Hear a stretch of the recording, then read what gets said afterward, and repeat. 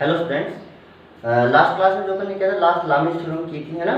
उससे पहले अपन vector addition करना सीख गए हैं ना। दो वेक्टर दे रखे हैं तो पैरेललोग्राम रूल जो एनालिटिकल मेथड था, उससे वेक्टर की डायरेक्शन भी निकाल सकते थे, दो वेक्टर को ऐड कर सकते थे, मैग्नीट्यूड भी निकाल सकते थे, है ना। उसके स्पेशल केस किए थे।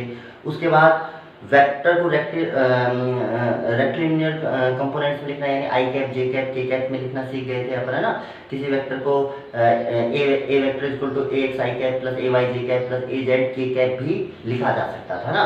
ऐसा लिखने के बाद उसका एडिशन और सब्ट्रैक्शन बहुत आसान हो गया था, है ना, वेक्टर को ऐड करना। ठीक है। अच्छा, पैरेलल वेक्टर कब होते हैं इसके भी अपन को पता चल गए थे। अगर रेशियो बराबर होते हैं तो पैरेलल वेक्टर होंगे। ठीक है। फिर इक्विलिब्रियम कंडीशन की थी अपन ने। अगर टू वेक्टर है तो इक्विलिब्रियम कंडीशन है दोनों इक्वल और अपोजिट होने चाहिए।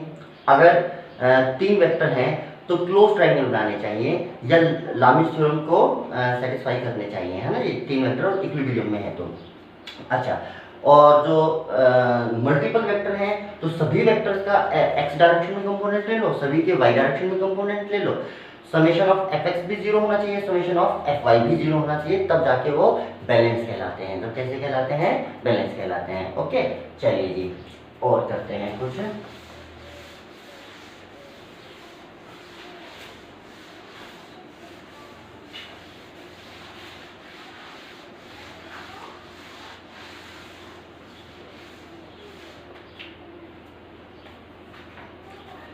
ठीक, अच्छा जी, वेक्टर को कैसा लिखना सीख गए थे अपन?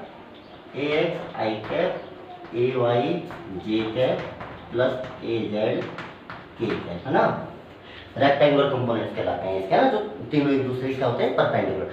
परपेंडिकुलर डायरेक्शन कंपोनेंट निकालने हैं तो R sine theta R cos theta होता है। जिधर थीटा एंगल होता है जिस एक्सिस के साथ, उस एक्सिस के अलोंग जो कंपोनेंट आता है वो कोस आता है, उसके परपेंडिकुलर जो कंपोनेंट आता है वो क्या आता है?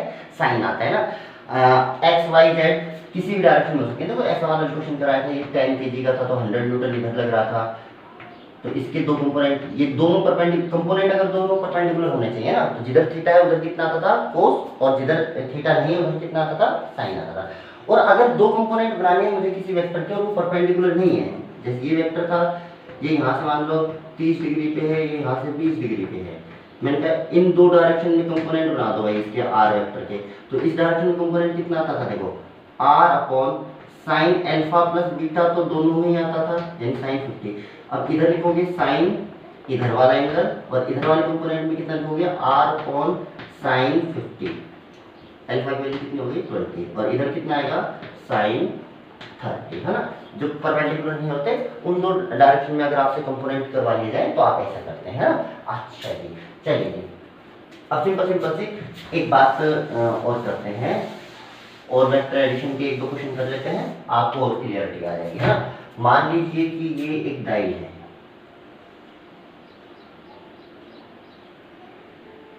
ये घड़ी है, इधर 12 है, 6 लिखा हुआ है, 9, 3, यहाँ पे 1,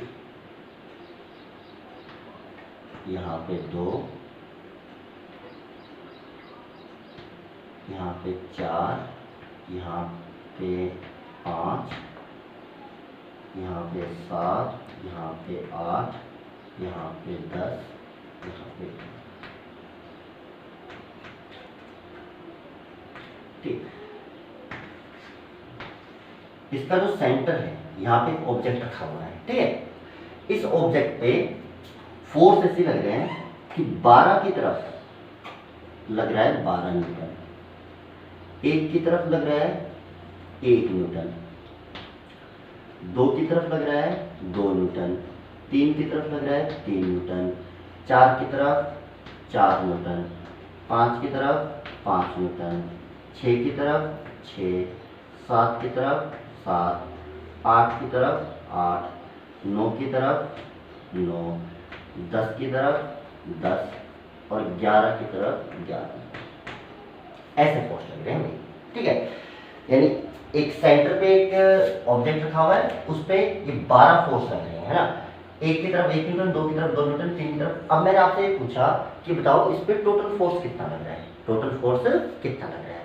चलिए जी, अब ये पहले तो 12 और 1 के बीच में ये जो एंगल होगा ये तो मेरे हिसाब से 30 डिग्री होगा। कितना होगा?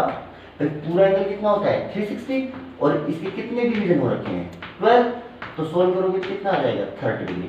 यानी हर दो पॉइंट्स के बीच में यानी 1 2 2 3 दो कंटिन्यूअस नंबर्स के बीच में जो एंगल होगा वो 30 डिग्री होगा, पहली बात। दूसरी बात देखो 12 और 6 एक ही लाइन में, ये यहाँ से 30 डिग्री इधर है और ये इससे 30 डिग्री इधर है, तो क्या ये एक सेम लाइन में हो गए? Yes sir. यानी देखो ये फोर्स और ये फोर्स सेम लाइन में है, ये फोर्स और ये फोर्स सेम लाइन में है, ये फोर्स भी सेम लाइन में होगा, ये फोर्स और ये फोर्स सेम लाइन में होगा, और ये फोर्स और ये फोर्स भी सेम लाइन पे एक्ट कर रहे हैं। बात समझ में आई? अच्छा जी, अब देखिए अगर मैं इनको ऐसा बना दूं, मुझे टोटल फोर्स बताना है, इन सबको ऐड करना है, तो सबसे पहले थोड़ा सिंपल कर लीजिए इसको। देखो 12 और 6 एक दूसरे का अपोजिट आ रहे हैं, तो रिजल्टेंट कितना आएगा P माइनस क्यू, कितना आएगा P माइनस क्यू, यानी 12 में से 6 गया और डायरेक्शन क्या बचेगी ज्यादा वाली तरफ, यानी इधर बचेगा 6 न्यूटन। ठीक है। अच्छा 1 और 7 के बीच में देखो इधर 7 न्यूटन है, इधर 1 न्यूटन, तो रिजल्टेंट कितना बचेगा 6, कितना बचेगा 6, वो किधर बचेगा इधर, और ये एंगल कितना होगा भाई 30 डिग्री, यहाँ पे कितना है 6 न्यूटन। 2 और 8 इन दोनों का रिजल्टेंट भी कितना बचेगा 6, और ये एंगल भी कितना होगा भाई 30 डिग्री।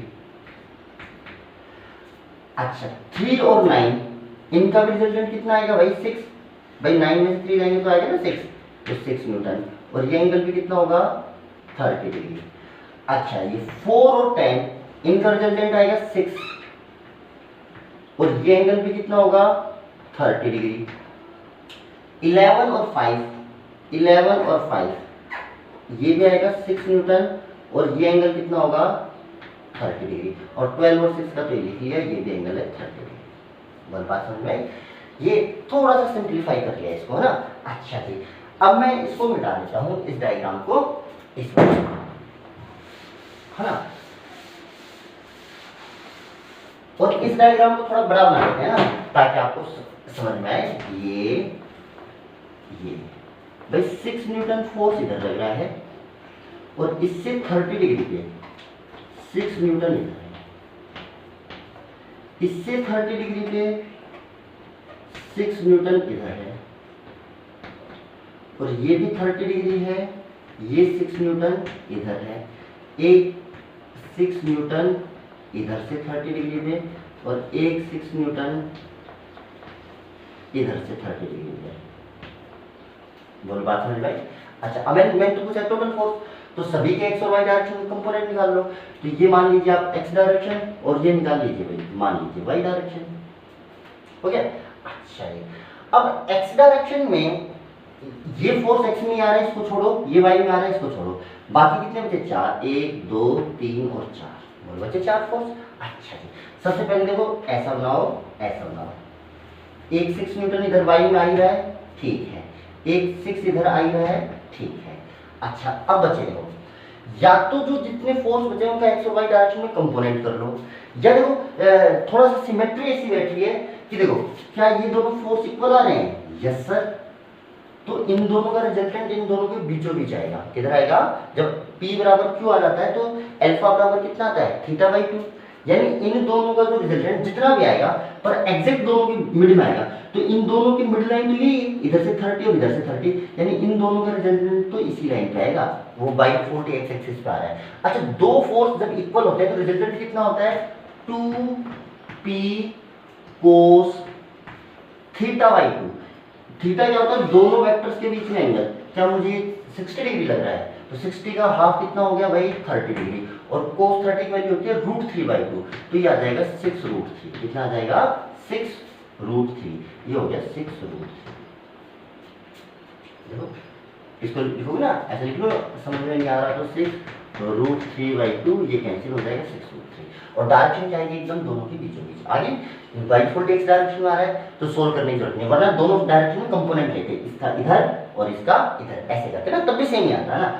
फ्लैट सिमेट्री से ऐसा हो रहा है ना, ये 6 न्यूटन और ये 6 न्यूटन, ये भी दोनों इक्वल आ रहे हैं। अच्छा इनका रिजल्टेंट भी बीचों बीच आएगा। अब इनका रिजल्टेंट कितना, देखो इधर से 60 डिग्री है और ये इधर से 60 डिग्री है, तो इन दोनों का रिजल्टेंट बीचों बीच क्या इसी लाइन पे आएगा? यस सर, इन दोनों का भी रिजल्टेंट इधर ही आएगा। अच्छा कितना आएगा वही देखो 2p, p वैल्यू एक वेक्टर का मैग्नीट्यूड, चाहे इसका ले लो चाहे इसका ले लो भाई, है ना। 2p cos थीटा बाई 2 होता है ना, अगर दो वेक्टर इक्वल हो जाते हैं ना, स्पेशल केस में जाके देखना ना। अच्छा cos थीटा बाई 2, थीटा होता है जिन दो वेक्टर्स को ऐड कर रहे हो उनके बीच में एंगल, इन दोनों का आप जब ऐड कर रहे हो तो इन दोनों के बीच में जो एंगल है मेरे हिसाब से 30 30 30 30 120 हो गया, और 120 का हाफ इधर कितना आ जाएगा भाई 60 आएगा।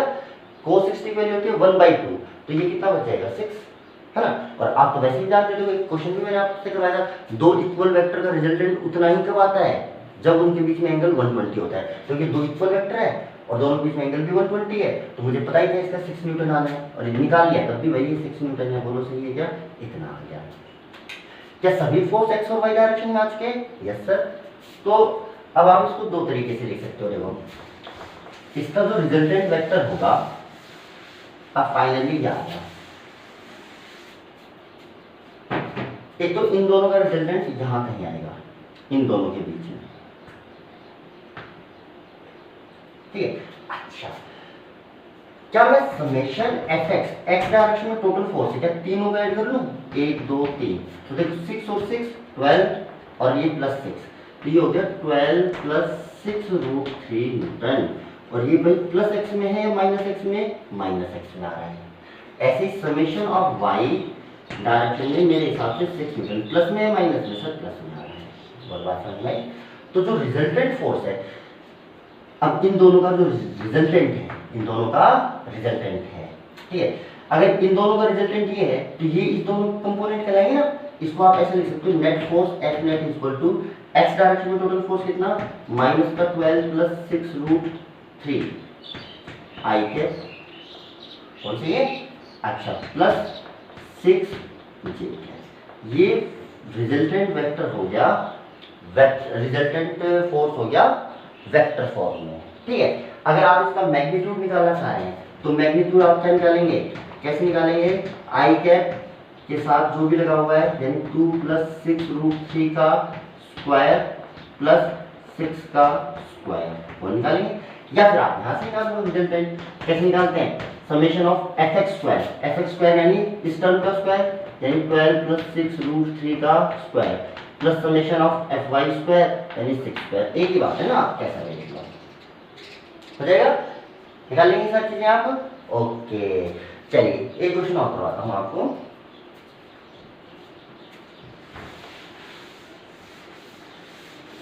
याद है ना टोटल फोर्स, देखो कुछ डायरेक्शन का देखो, डायरेक्शन में जब दिया है इसको नॉर्थ मान लो, इसको साउथ, ये ईस्ट और ये वेस्ट। मैंने कहा एक फोर्स लग रहा है F1, वो है 10 रूट 2 न्यूटन का, ठीक है, और इसकी direction the 45 degree east of north, 45 degree east of north. तो इसका मतलब क्या होता है कि एक फोर्स जिसका मैग्नीट्यूड इतना है और डायरेक्शन है 45 degree east of north, north से 45 डिग्री किस डायरेक्शन में, ईस्ट की डायरेक्शन में, यानी नॉर्थ से 45 डिग्री, ठीक है, किधर, ईस्ट की तरफ या वेस्ट की तरफ, ईस्ट की तरफ, है ना। 45 डिग्री ईस्ट, 45 डिग्री ईस्ट में चलना है किसके, नॉर्थ के, है ना, और इसका मैग्नीट्यूड दे दिया 10 रूट, ठीक है। एक आपको दिया F2 फोर्स, वो दिया आपको 20 न्यूटन का, और वो दिया 37 degree west of south, west of south. तो 37 डिग्री वेस्ट में चलना है किसके, साउथ के, तो साउथ के वेस्ट में चलना है कितना, 37 डिग्री, और ये आएगा 20 न्यूटन, और ये आएगा 37 डिग्री, ठीक है। ऐसे डायरेक्शन के हिसाब से एक बार फोर्स देते हैं ना।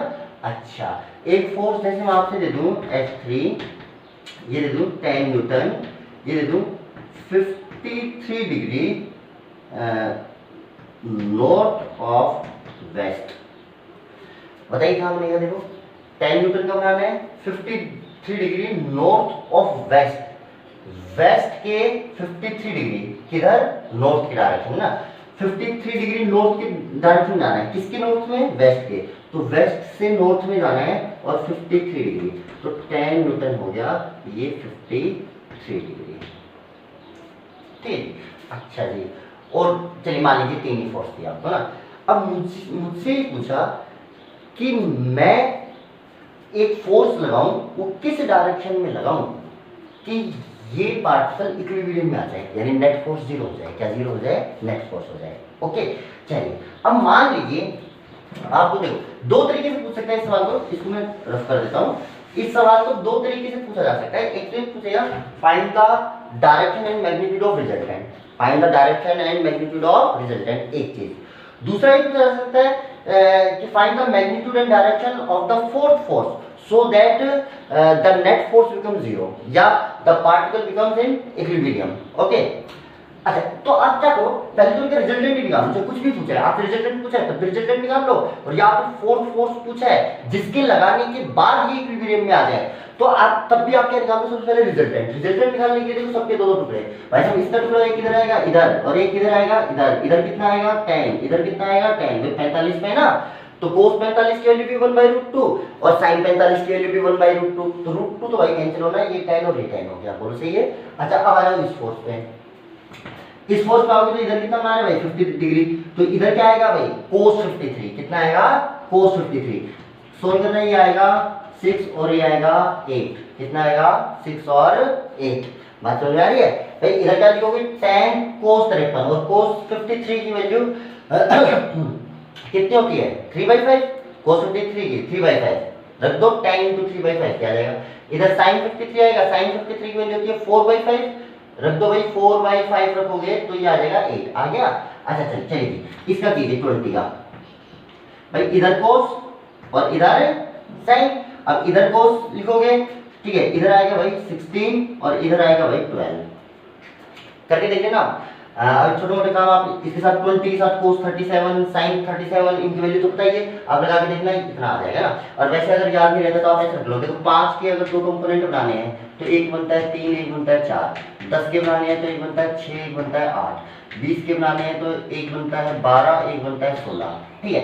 अच्छा जो इनमें से छोटा कंपोनेंट उस साइड में आता है जिस साइड में ज्यादा एंगल हो, और बड़ा कंपोनेंट उस डायरेक्शन में आता है जिधर कम एंगल हो, यानी पास में बड़ा और दूर में, जैसे मानो जैसे ये था, तो 10 के दो टुकड़े करने थे, 10 के पक्का 6 और 8 होने वाले हैं, ठीक है। अच्छा इधर एंगल 53 है, इधर एंगल 37 ही बचेगा, तो पास में किसके आ रहा है इसके, तो इधर आएगा 8, इधर आएगा 6, और देखो जैसे 20 था, 20 कितने होने वाले हैं 12 और 16, तो देखो ये किसके पास है, इधर आएगा बड़ा वाला 16 और इधर कितना आएगा भाई 12 आएगा ना। बाकी आप साइन कोस से आगे कर लो अगर आपको कंफ्यूजन होता है। क्या तीनों फोर्स के कंपोनेंट कर दिया, इसके इसके इसके और इसके दो कंपोनेंट हो गए, इसके दो कंपोनेंट हो गए, इसके दो कंपोनेंट हो गए, ओके। अब देखो फाइनली जो बचा आपका, फाइनली जो बचा ये ईस्ट, ये नॉर्थ, ये वेस्ट और ये साउथ। अब देखो इस डायरेक्शन में टोटल फोर्स कितना हो गया भाई, ऊपर तो हो गया टोटल 18 और नीचे हो गया 16, तो मेरे हिसाब से तो ऊपर की डायरेक्शन में 2 न्यूटन बचा, कितना बचा भाई 2 न्यूटन, ठीक है जी। अच्छा अब आ जाइए इस डायरेक्शन में, इधर है 18 और इधर कितना है 10, तो मेरे हिसाब से इधर बच गया 8 न्यूटन, कितना बच गया 8 न्यूटन। इन सभी फोर्स का मिला के ये फाइनल केस है ना। अच्छा अब देखो यानी चाहे तो ये सारे फोर्स लगा लो, चाहे ये दो फोर्स लगा लो, एक ही बात है। चलो अब इन दोनों का जो रिजल्टेंट होगा, इन दोनों का जो रिजल्टेंट होगा वो पैरेललोग्राम रूल के अकॉर्डिंग ये वाला होगा, ठीक है। ये क्या है समेशन ऑफ एफ वाई और ये क्या है समेशन ऑफ एफ एक्स, ठीक है। रिजल्टेंट की वैल्यू पूछूं मैं आपसे, टोटल फोर्स कितना रहेगा, तो F X square plus F Y square, यानी 64 प्लस 4 रूट का 68 न्यूटन, ये तो हो गया टोटल फोर्स। अच्छा डायरेक्शन क्या होगी, मान लीजिए ये एंगल है अल्फा, मान लीजिए ये वाला एंगल है अल्फा, तो क्या tan ऑफ अल्फा को तुम कितना लिख सकते हो, tan ऑफ अल्फा को this side upon this side, तो मेरे हिसाब से ये वाली साइड तो 2 के इक्वल है और ये वाली साइड है 8, तो 1/4, तो एंगल कितना हो गया tan इनवर्स 1/4, ये इन सबका आ गया रिजल्टेंट। यानी कुल मिला के जो रिजल्टेंट आपका आया वो आपका ऐसा आया कि ये रूट का 68 न्यूटन और ये है 10 इनवर्स 1/4, ये आ गया रिजल्टेंट। यानी ये सारे फोर्स लगाओ चाहे एक फोर्स लगा दो, एक ही बात है। मैंने आपसे पूछा क्या था, मैंने आपसे पूछा कि फोर्स किधर लगाएं कि इक्विलिब्रियम में आ जाए। अच्छा, उन सारे फोर्स ये लग सकता है, यानी उन सारे फोर्स को अगर इक्विलिब्रियम में लगाना है तो इसके इक्वल यानी रूट 68 फोर्स इधर लगाना पड़ेगा आपको, इसके इक्वल भी और इसके अपोजिट भी। इसके अपोजिट है तो भाई ये कितना हो जाएगा 10 इनवर्स 1/4। अगर इतना फोर्स आप लगा देंगे तो उन सब का मिलके तो ये हो गया, और आपने इतना लगा दिया, और उन तीनों के अलावा, उन तीनों का तो टोटल ये है, उसके अलावा आपने ये लगा दिया, तो क्या ये दोनों कैंसिल आउट हो जाएंगे, और जो आपका पार्टिकल है उस पर नेट फोर्स कितना हो जाएगा भाई, 0 हो जाएगा। तो देखो, अगर आपका रिजल्टेंट पूछे तो रिजल्टेंट हो गया रूट का 68, डायरेक्शन हो गई 10 inverse 1/4 with negative x axis, कितना हो गया नेगेटिव एक्स एक्सिस। और आपने पूछा कि फोर्स किधर लगाना पड़ेगा, कितना लगाना पड़ेगा, तो F4 जो आएगा वो आएगा रूट का 68, और जो डायरेक्शन आएगी, डायरेक्शन वो कितनी आएगी 10 इनवर्स 1/4, 10 इनवर्स 1/4, ठीक है। किधर भाई, पॉजिटिव एक्स एक्सिस से, किससे भाई, पॉजिटिव एक्स एक्सिस से, ठीक है, towards minus Y axis, positive X axis से माइनस वाई एक्सिस की तरफ, कितना भाई, इतने एंगल पे। तो नेट फोर्स कितना हो जाएगा 0। तो देखो क्वेश्चन क्या था, 3 फोर्स मैंने दिए थे, 2 चीजें पूछ सकता था, रिजल्टेंट बताओ, तो रिजल्टेंट सभी का एक्स और वाई डायरेक्शन में कंपोनेंट करो, इस टाइप से रिजल्टेंट आ जाएगा, रिजल्टेंट का मैग्नीट्यूड, रिजल्टेंट की डायरेक्शन। उसके बाद मैंने पूछा कि फोर्थ फोर्स किधर लगाऊं कि ये पार्टिकल इक्विलिब्रियम में आ जाए, तो फोर्थ फोर्स वही लगा दो, इन तीनों की रिजल्टेंट ये आ गया। अगर मैं इसके इक्वल और अपोजिट लगा दूं तो नेट फोर्स 0 हो जाएगा, तो इसके इक्वल यानी मैग्नीट्यूड तो रूट 68 रहेगा, और डायरेक्शन इससे जस्ट अपोजिट हो जाएगी भाई, यानी ये स्ट्रेट लाइन है, तो ये एंगल जितना उतना ही एंगल ये, तो पॉजिटिव एक्स एक्सिस के साथ इतना एंगल बनाएगा फोर्थ फोर्स, तो ये पार्टिकल इक्विलिब्रियम में आ जाएगा, और ये इसका तीनों का रिजल्टेंट था। बात समझ में आई क्या? चलिए जी, उसके अलावा ये कुछ वेक्टर एडिशन के क्वेश्चन थे ना, किसके क्वेश्चन थे, वेक्टर एडिशन के।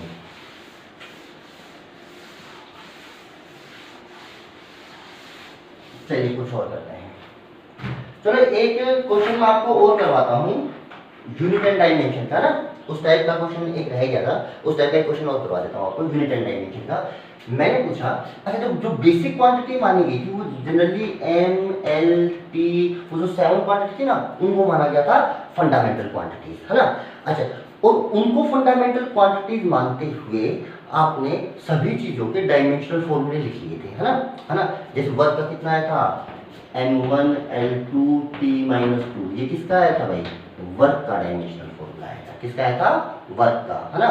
अच्छा, जैसे पावर का देखोगे तो m1 l2 t-3, ये पावर का आया था, है ना। इस टाइप से डायमेंशनल फॉर्मूले आ रहे थे एम एल और टी में। क्यों? क्योंकि इनको मैंने फंडामेंटल माना था, मैंने माना था कि सारी क्वांटिटी, जितनी भी क्वांटिटीज हैं ड्राइव, वो इन सब से, इन 7 क्वांटिटी से मिलकर ही बनी हुई है, और उनमें मेनली 3 आती थी, एम एल और टी। तो मैंने माना था कि सब इनसे मिलकर बनी हुई है, तो जब सभी इनसे मिलकर बनी हुई है तो इनका ही कोई कॉम्बिनेशन होगा जो किस फिजिकल क्वांटिटी को बनाएगा, जैसे वर्क इन तीनों के कॉम्बिनेशन से मिलकर बनेगा। अच्छा, कई बार क्वेश्चन ये आ जाता है कि इनकी जगह किसी और को मैं फंडामेंटल मान लेता, इनकी जगह किसी और को फंडामेंटल मान लेते उस टाइम, क्योंकि भाई रैंडम है ना, चूज तो अपन ने किया है, तब किसी फिजिकल क्वांटिटी की यूनिट कैसे कितनी हो जाती है। जैसे मैं एग्जांपल के तौर पे आपको बताता हूं, जैसे मैं आपसे बोलूं if force, length and velocity, force, length and velocity are assumed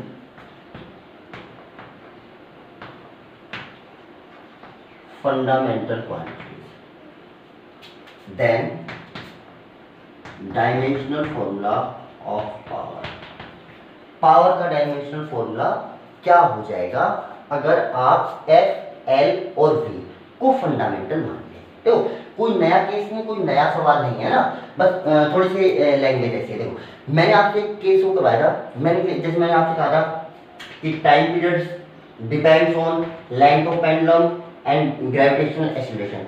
तो क्या आपने p इक्वल टू 2π√L/g निकाल लिया था? यस सर, क्या निकाला था ये? क्या मैं वेरियस क्वांटिटीज के बीच में रिलेशन निकाल पा रहा था? हाँ जी सर। ऐसे ही सेम आपने मान लो कि आपको पावर का फॉर्मूला इन तीनों की टर्म में बताना है, जैसे टाइम का फॉर्मूला इन दोनों की टर्म में बताना था, ऐसे समझ लो आपको पावर का डायमेंशन फॉर्मूला बताना है, और ये फंडामेंटल क्वांटिटीज हैं, यानी इनके कंट्रीब्यूशन से, यानी इनके रिलेशन से पावर कैसे आएगी ना। जैसे मैंने कहा था टाइम इन दोनों चीजों पर डिपेंड करता है, इन दोनों का फंक्शन था, तो आपने क्या इन तीनों के अंदर रिलेशन निकाल लिया था? Yes sir. ऐसे ही मैंने कहा कि इनको फंडामेंटल मानो, ठीक है, तो पावर का डायमेंशन फॉर्मूला लिखना है, यानी आपको क्या चाहिए, इन तीनों के रिलेशन से पावर कैसे आएगा, है ना, समझ में आ रहा है? जैसे एल और जी का था, इन पे डिपेंड कर रहा था, तो मैं कैसे डिपेंड कर रहा था, ऐसे डिपेंड कर रहा था। अब मुझे कुल मिला के कैसे बताना है कि पावर इन तीनों पे कैसे डिपेंड करेगी। अरे कोई डायमेंशन फॉर्मूला यही तो होता था ना, डायमेंशन फॉर्मूला होता क्या था, जैसे वर्क का क्या होता था, m1l2t-2, ये यही तो बता रहा है कि ये वर्क इन फंडामेंटल क्वांटिटीज पे कैसे डिपेंड कर रहा है।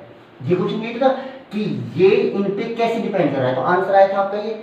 अभी जैसे वर्क इन तीनों फंडामेंटल क्वांटिटीज पे कैसे डिपेंड कर रहा है, ऐसे। अब मैंने यही पूछ लिया कि पावर इन तीन फंडामेंटल क्वांटिटीज पे कैसे डिपेंड कर रहा है, अगर ये फंडामेंटल है तो इन पे कैसे डिपेंड करेगा, है ना।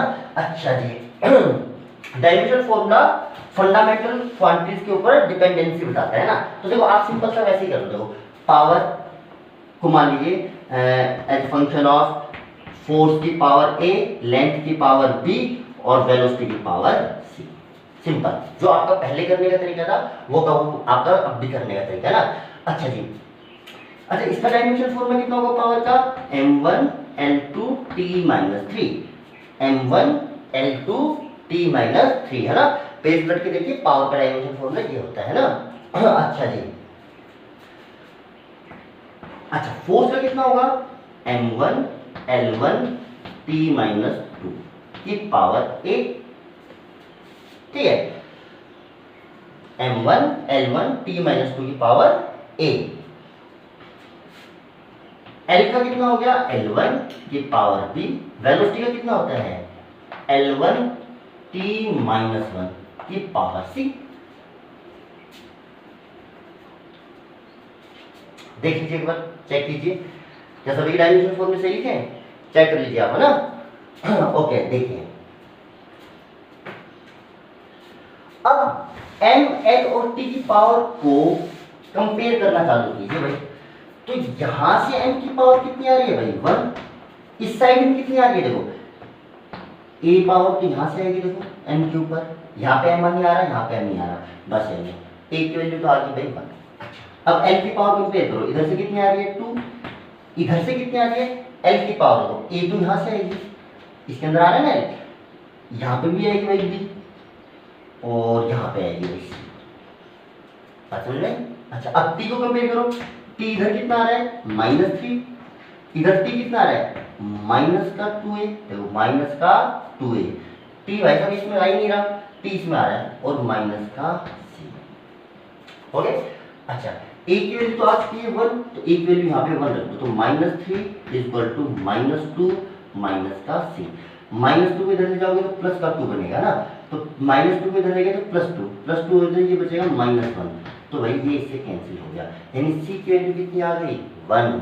अच्छा अब आपके पास दो वैल्यू आ चुकी हैं, एक तो a की और एक c की, दोनों वैल्यू यहाँ पे रख दो, तो 2 = a की वैल्यू 1 प्लस b, और c की वैल्यू भी कितनी आई है 1, तो b की वैल्यू कितनी आ जाएगी भाई आपके पास 0, कितनी आ जाएगी 0, आगे।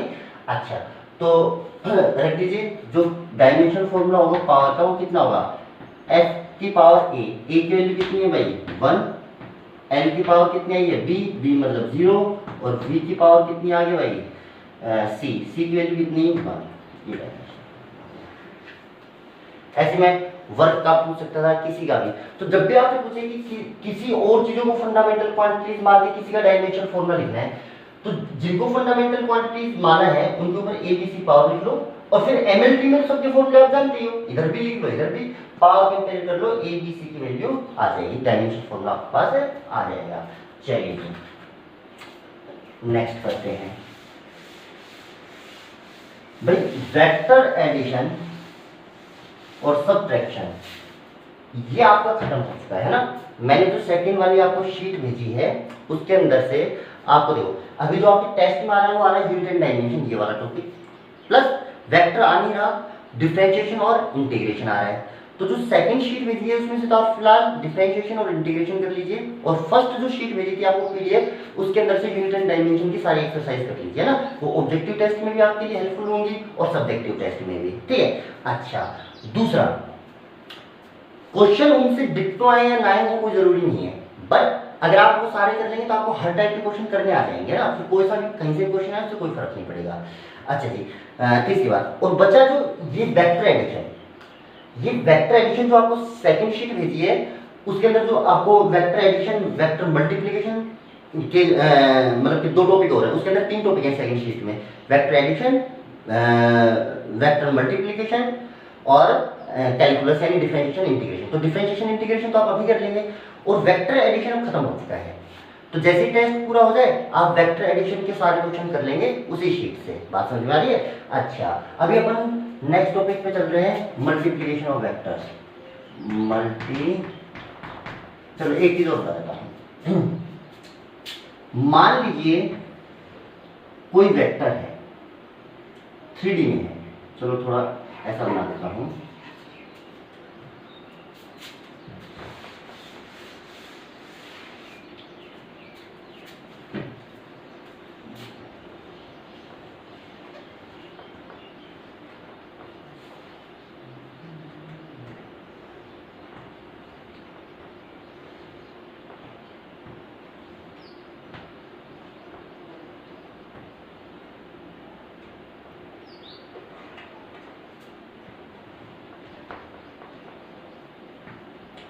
मान लीजिए ये एक्स एक्सिस है, ये वाई एक्सिस है, ये जेड एक्सिस, और कोई 3D में वेक्टर है ये वाला, 3D में कोई वेक्टर है ये, मान लीजिए ए वेक्टर है, इसका एक्स डायरेक्शन में कंपोनेंट होगा ये, वाई में होगा ये, और जेड में होगा ये मान लीजिए ए एक्स है, ये ए वाई है, और ये ए जेड है। तो क्या मैं ए वेक्टर को लिख सकता हूँ ए x i cap plus a y j cap plus a z k cap लिख सकते हैं? यस सर लिख सकते हैं, है ना। देखो कोई भी वेक्टर है उसको क्या अदर वेक्टर के सम की फॉर्म में लिखा जा सकता है? सर देखो ये क्या होगा, ये वेक्टर प्लस ये वेक्टर प्लस ये वेक्टर, क्या पॉलीगन बन जाएगा? देखो तो इसका इसका इसका सम ए वेक्टर के बराबर आएगा। अब ये कितना हो गया ए एक्स आई कैप, ये कितना हो गया ये ए वाई है, ये भी ए वाई जे कैप, और ये ए जेड है तो ये भी ए जेड, तो ये ए जेड के कैप हो गया, यानी इसका सम ए x i cap plus a y j cap plus a z k cap बराबर ए वेक्टर हो गया आपका, ठीक है। अच्छा मान लीजिए ये एक्स एक्सिस के साथ अल्फा एंगल बना रहे हैं, वाई एक्सिस के साथ बीटा एंगल बना रहे हैं, और जेड एक्सिस के साथ मान लीजिए गामा एंगल बना रहा है, कितना बना रहा है गामा एंगल। तो जो कोस ऑफ अल्फा होगा यानी एक्स एक्सिस के साथ जो एंगल होगा वो होगा a x upon mod of y axis के साथ जो एंगल होगा cos square beta, sorry cos beta, वो होगा a y by mod of a, ठीक है। और जो जेड एक्सिस के साथ एंगल होगा गामा, उसको लिखा जाता है ए जेड अपॉन मोड ऑफ, ठीक है। देखो आपने 2D में पढ़ा हुआ है, देखो जैसे ये होता था ये y एक्सिस ये x एक्सिस, ये मान लो a वेक्टर है, ये कितना है ax और ये साइड कितनी है ay, यहाँ से मान लीजिए एंगल अल्फा, ये एंगल है मान लीजिए बीटा, तो मैं कहूँगा x एक्सिस के साथ एंगल कितना होगा, तो कोस अल्फा की वैल्यू मेरे हिसाब से इस ट्राइंगल में होगी बेस अपॉन बेस, तो बेस कितना हो गया ax और ये हाइपो कितना हो गया a वेक्टर का मोड। अगर ये बीटा है तो ये भी बीटा हुआ, तो अगर मैं आपसे बोलूं कोस बीटा की वैल्यू, तो कोस अगर ये बीटा है तो बेस कौन सा होगा ये वाला, तो कितना होगा a Y upon hypo, hypo कितना हो गया ए वेक्टर का मोड, ठीक है। तो किसी भी वेक्टर का किसी भी डायरेक्शन में जो कंपोनेंट एक्स वाई जेड में जो कंपोनेंट होता है, अगर मैं एक्स डायरेक्शन में पूछूं कि भाई कितना एंगल है तो होगा ax upon mod of A. Y direction मैं कहूं कि वाई एक्सिस के साथ कितना एंगल में आया तो वाई डायरेक्शन में कंपोनेंट अपॉन मोड ऑफ ए। और अगर मैं कहूं जेड एक्सिस के साथ कितना एंगल में आया तो magnitude of z z component upon magnitude of a, है ना, सिंपली बात है ना। चलिए एक चीज और देखिए अभी, अब कर ही रहे हैं तो लगातार देखिए। अच्छा जी, अगर मैं मोड ऑफ ए की बात करूं तो मोड ऑफ ए होगा रूट का ए x square plus a Y square plus a Z square. बोलो सही है। अच्छा जी, अगर मैं इधर से देखूं को स्क्वायर अल्फा प्लस को स्क्वायर बीटा प्लस को स्क्वायर गामा की वैल्यू, देखो को स्क्वायर अल्फा कितना होगा भाई ए एक्स का स्क्वायर अपॉन मोड ए का स्क्वायर। को स्क्वायर अल्फा लिखा है ना, स्क्वायर कर लो इसका, तो इसका स्क्वायर करोगे तो उधर से रूट हट जाएगा, तो कितना आएगा ए x square plus a Y square plus a Z square plus a Y square, ये कितना हो जाएगा वही मोड का स्क्वायर यानी ए x square plus a Y square plus a Z square plus a Z square upon A x square plus a Y square plus a Z square, है ना। कोई खास चीज नहीं है ना, अब इजीली समझो, है ना। अगर आप उसको वो जो डायग्राम बनाया तो उससे समझने की कोशिश करेंगे तब भी समझ में आ जाएगा ना। आपको ध्यान से देखना पड़ेगा एंगल किधर बन रहा है ना। बाकी आपको सिंपल सिंपल सी चीजें देखो, अगर ए वेक्टर ऐसा दे रखा है तो उसका मोड तो इतना होता है, ये तो अपन सब जानते हैं। अगर मैं पूछूं उसका एक्स एक्स के साथ कितना एंगल है तो cos alpha equal to X के साथ पूछा तो एक्स का कंपोनेंट अपॉन मोड, वाई के साथ एंगल पूछूं तो वाई अपॉन मोड, जेड के साथ पूछूं तो जेड अपॉन मोड। अच्छा जी, यहां से देखो, यहां से अगर आप रिलेशन को गौर से देखोगे, बाकी सारी चीजें मैं रफ कर रहा हूं, ये वाली चीजें हटा देता हूं। तो अगर आप ऐसा देखेंगे तो आपके पास इधर से क्या बचा भाई को स्क्वायर अल्फा प्लस को स्क्वायर बीटा प्लस को स्क्वायर गामा। इधर से देखो अगर नीचे ये तीनों में कॉमन आ रहा है, एलसीएम ले लूं तो एलसीएम आएगा तो ऊपर इधर क्या बचेगा एक्स स्क्वायर ए वाई स्क्वायर ए जेड स्क्वायर, यानी एलसीएम लेने के बाद ये होगा x square plus a Y square plus a Z square, और नीचे भी इतना ही होगा a x square plus a Y square plus a Z square, और ये कट के कितना हो जाएगा 1। इसलिए अगर तीनों एक्सिस के साथ एंगल इतना इतना है को स्क्वायर बीटा प्लस को स्क्वायर गामा, तो इनकी वैल्यू कितनी आने वाली है 1। कितनी वैल्यू आने वाली है भाई इनकी 1। तो अगर मैं कोई वेक्टर बोलूं तो एक्स एक्सिस के साथ इतना एंगल बना रहा है, वाई एक्सिस के साथ कितना एंगल बना रहा है, तो बताओ जेड एक्सिस के साथ कितना एंगल बनाएगा। तो इस इक्वेशन से सोल्व हो जाएगा। जैसे मैं आपको सवाल करवाता हूं, अभी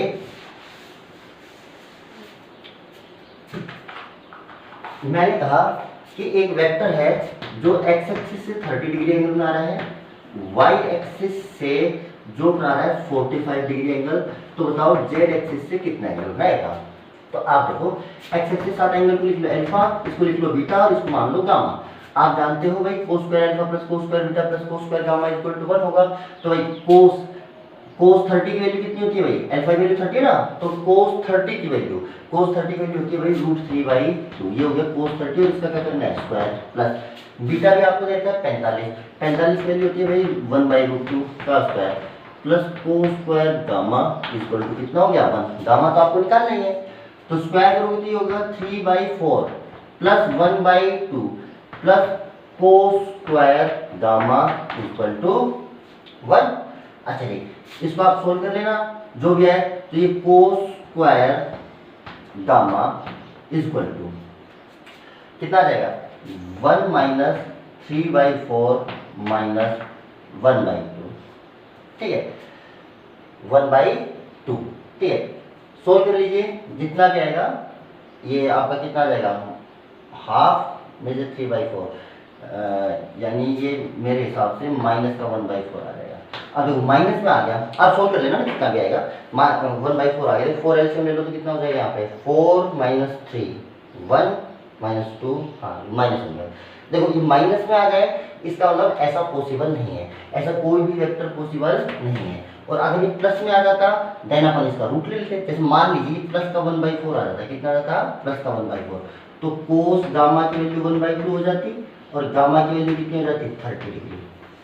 नहीं 60 डिग्री, तो गामा की वैल्यू 60 आ जाती है ना जेड एक्सिस के साथ एंगल। बाकी अभी ऐसा नहीं आया तो माइनस आ जाए, इसका मतलब ऐसा कोई भी कॉम्बिनेशन पॉसिबल नहीं है, और प्लस आ जाए तो आप ऐसा निकाल लेंगे। बोलो बात समझ में आ गई आपको? अच्छा जी, यानी एक्स एक्सिस वाई एक्सिस, यानी कोई भी दो एंगल दूं मैं एक्स और जेड तो वाई के साथ निकल जाएगा, वाई और जेड के साथ दूं तो एक्स एक्सिस के साथ एंगल निकल जाएगा। ऐसे दो एक्सिस के साथ एंगल लें तो तीसरे एक्सिस के साथ एंगल निकाला जा सकता है। क्या बात समझ में आ रही है आपको? अच्छा जी, देखिए देखिए, हाँ वो बात समझ में आ रही है तो बहुत अच्छी बात है। नहीं समझ में आ रही तो फिलहाल ये याद रखिए भाई, cos square alpha plus cos square beta plus cos square gamma equal to कितना होता है 1। ये क्यों होता है वो सब कुछ इसलिए समझाया गया था ना। बाकी अब आपको नहीं आ रहा तो आप ये फॉर्मूला तो कम से कम याद रखें, बाकी हम क्लास में मिलेंगे तो वापस से समझाएंगे इस चीज को ना। अच्छा जी, और दूसरा आप याद रखिए भाई cos अल्फा की वैल्यू होती है ax upon a, cos beta की वैल्यू ay बाई a, तो ऊपर वेक्टर मिलेगा इसका मतलब मोड है, और कोस गामा की वैल्यू होती है ए जेड बाई ए। चलो सिंपल सा क्वेश्चन भाई, a vector equal to 2i cap plus 3j cap minus a cap, ठीक है। मैं क्या बताइए एक्स एक्सिस के साथ कितना एंगल में आएगा, तो भाई cos of alpha equal to कितना हो गया 2 by X upon mod, mod कितना होगा भाई 2 square plus 3 square plus 1 square, minus है तो मैंने पहले बताया था माइनस मत लगा देना ना, माइनस का स्क्वायर क्योंकि यहाँ पे स्क्वायर हो रहा है तो स्क्वायर सबके क्या होते हैं प्लस ही। तो कितना हो गया भैया 4 और 9 13 और 1 14, तो 2 बाई रूट 14, 4 9 13 14। भाई ऐसे में पूछूंगा भाई कोस ऑफ बीटा बता दो, तो ये होगा 3 अपॉन रूट 14। और भाई मैं पूछ लूँ भाई कोस ऑफ गामा बता दो, तो कोस ऑफ गामा कितना हो जाएगा माइनस का 1 बाई रूट 14। ऐसा नहीं सर माइनस आ गया तो पॉसिबल नहीं है, तो वो स्क्वायर था, वो कोस स्क्वायर की वैल्यू माइनस आई ना, स्क्वायर किसी चीज का नेगेटिव नहीं होता ना, इसलिए पॉसिबल नहीं था, यहाँ पे आ सकता है ना। क्या आप इतना कर लेंगे? ओके चलिए आज के लिए इतना ही सफिशिएंट है। आप ये समझ लीजिए भाई वेक्टर एडिशन खत्म हो गया है। जिन बच्चों ने पीछे का पूरा कर रखा है वो वेक्टर एडिशन की भी एक्सरसाइज सोल्व कर लें, वरना पीछे का भी पूरा नहीं हुआ है तो टेस्ट तक वो पूरा कर लें, टेस्ट के बाद वेक्टर एडिशन की एक्सरसाइज पूरा कर लें। नेक्स्ट लेक्चर में मैं आपको वेक्टर मल्टीप्लिकेशन कराऊंगा। Okay thank you.